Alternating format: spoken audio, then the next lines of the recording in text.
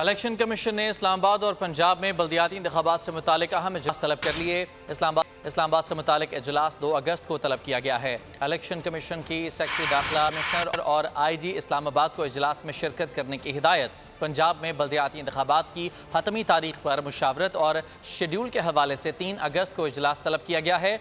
Election commission ने निगरान वज़ीर आला पंजाब, चीफ सेक्रेटरी और IG पंजाब को इजलास में शिरकत के लिए मरासले लिख दिए हैं। तर्जुमान इलेक्शन कमीशन के मुताबिक इलेक्शन कमीशन की पंजाब और बल्दियाती इंतखाबात के हवाले से तमाम तैयारियां मुकम्मल हैं। इलेक्शन कमीशन स्टेक होल्डर्स की मुशावरत से पंजाब और इस्लामाबाद में बल्दियाती इंतखाबात की तारीखों का ऐलान करेगा।